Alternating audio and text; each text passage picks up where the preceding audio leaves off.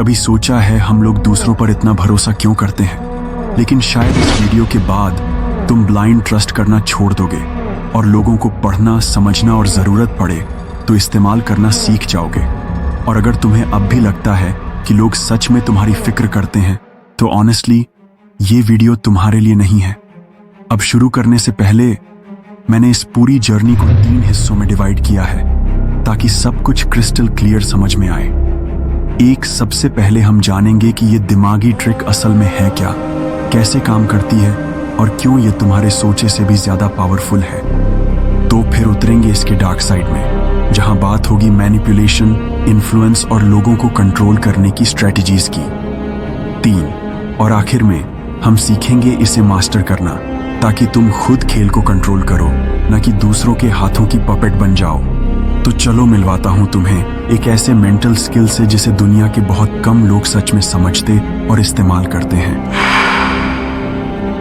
सोच पर सोचना यानी मेटा थिंकिंग। ये सुनकर अजीब लगेगा, लेकिन यही असली खेल है। ज्यादातर लोग लेवल 1 सोच पर जीते हैं। उन्हें कोई इमोशन आया और वो रिएक्ट कर देते हैं। गुस्सा आया तो चिल्ला दिए, डर लगा तो पीछे हट गए, कॉन्फिडेंस आया तो बोल पड़े। लेकिन मास्टरमाइंड लेवल 2 पर ऑपरेट करता है। वो सिर्फ महसूस नहीं करता, वो खुद को महसूस करते हुए ऑब्जर्व भी करता है। वो रिएक्ट करने से पहले खुद से सवाल पूछता है, मैं ऐसा क्यों कर रहा हूं? ये इमोशन मेरी मदद कर रहा है या मुझे कमजोर बना रहा है? अगर मैंने ये बात अभी बोल दी तो 3 कदम बाद क्या होगा? यही फर्क है पॉन और चेस प्लेयर में। एक वो जो खेला जाता है और दूसरा वो जो खेल को खेलता है। अब इसे और इजी बनाने के लिए 3 मेन स्किल्स में तोड़ते हैं। 1, इमोशनल इंटेलिजेंस। अपने इमोशंस को कंट्रोल करने से पहले जरूरी है उन्हें समझना। प्रॉब्लम यह है कि ज्यादातर लोग ऑटो पायलट पर जीते हैं। गुस्सा आया तो ब्लास्ट, डर लगा तो अवॉइड, शर्म आई तो चुप्पी और बाद में रिग्रेट करते हैं। लेकिन एक मेटा थिंकर अलग होता है। वो एक कदम पीछे हटता है और खुद से पूछता है, मैं ये क्यों महसूस कर रहा हूं? क्या ये असली गुस्सा है या बस ईगो हर्ट हुई है? क्या मैं परेशान हूं सिचुएशन से या मैं सिर्फ हंग्री टायर्ड हूं? ये छोटे छोटे सवाल तुम्हें वो स्पेस देते हैं जहां असली पावर छुपी है। और उसी स्पेस में तुम रिएक्शन के गुलाम नहीं रहते, बल्कि मूव सोच समझकर खेलते हो। एग्जाम्पल, किसी दोस्त ने तुम्हें इग्नोर कर दिया। साधारण इंसान रिएक्ट करेगा, ये हमेशा मुझे अवॉइड करता है। लेकिन मास्टरमाइंड पूछेगा, क्या वो सच में मुझे अवॉइड कर रहा है या वो खुद किसी टेंशन में है? 2, थॉट ट्रैकिंग। तुम्हारे दिमाग में जो थॉट्स चलते हैं वो बस बैकग्राउंड नॉइज नहीं, बल्कि ब्लूप्रिंट है जिनसे तुम्हारी जिंदगी बन रही है।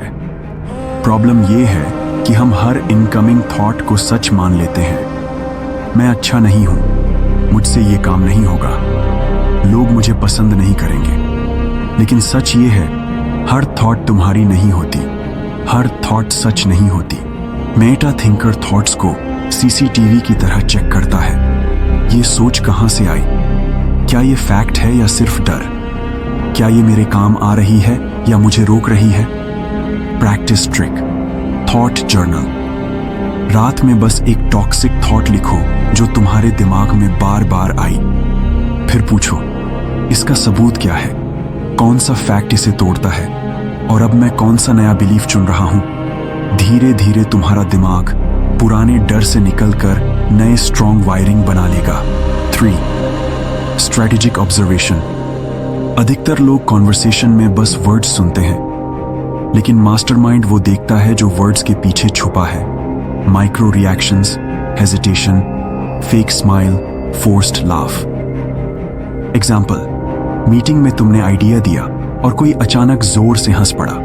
नॉर्मल इंसान या तो साथ हंस देगा या शर्मिंदा हो जाएगा, लेकिन स्ट्रेटेजिक ऑब्जर्वर समझ जाएगा ये मजाक नहीं, डोमिनेंस दिखाने का तरीका है, और वो कामली फोकस शिफ्ट कर देगा। बिना रिएक्ट किए गेम पलट देगा। अब यहां से खेल डेंजरस हो सकता है, क्योंकि यही स्किल्स अगर एम्पैथी के बिना इस्तेमाल हुए तो इंसान मॉन्स्टर बन जाता है।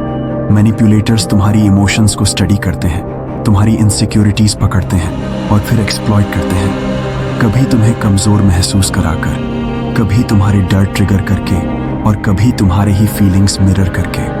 एग्जाम्पल, तुम इतने टूटे हो कि कोई और तुम्हें प्यार नहीं करेगा, सिर्फ मैं ही हूं जो तुम्हें समझता हूं। ये सुनने में केयर लगेगा, लेकिन असल में ये केज है ताकि तुम उन्हीं पर डिपेंडेंट रहो। तो बचना कैसे है? 1. थॉट प्लांटिंग पहचानो। जब कोई बार बार इनडायरेक्टली तुम्हारे दिमाग में एक आइडिया डाल रहा हो तो सोचो, क्या ये मेरी सोच है या उसने डाली है? 2. कैलकुलेटेड साइलेंस समझो। जब कोई जानबूझकर डिले या चुप्पी रखता है ताकि तुम खुद बोल बोल कर खुल जाओ। 3. Fake weakness exposure. जो लोग हर वक्त विक्टिम बनने का ड्रामा करते हैं, उनकी स्टोरीज सिंपैथी ट्रैप होती हैं। प्रैक्टिकल हैक, जब भी कंफ्यूज या इमोशनल हो, खुद को थर्ड पर्सन में देखो। मतलब, मैं डर रहा हूं की जगह सोचो, वो डर रहा है क्यों? क्या उसे तैयारी पर भरोसा नहीं या बस वैलिडेशन चाहिए? ये छोटा शिफ्ट तुम्हें ऑब्जर्वर बना देता है और पावर तुम्हारे हाथ में आ जाती है। और जब तुम ये सब स्टेप्स रोज की प्रैक्टिस में डाल देते हो तो गेम बदल जाता है। अब तुम इमोशनली काल्म हो जाते हो, अनप्रेडिक्टेबल बन जाते हो और कोई भी तुम्हें प्रोवोक नहीं कर पाता, क्योंकि अब रूल्स तुम्हारे कंट्रोल में हैं। तो याद रखो, इमोशंस को लेबल करो, थॉट्स को ट्रैक करो और लोगों को सिर्फ सुनो मत, ऑब्जर्व भी करो। यकीन मानो, धीरे धीरे तुम वो मास्टरमाइंड बनोगे जिसे कोई मैनिपुलेट नहीं कर पाएगा। अगर तुम्हें ये वीडियो हेल्पफुल लगी तो सब्सक्राइब करो और इस नॉलेज को अपनी ताकत बनाओ।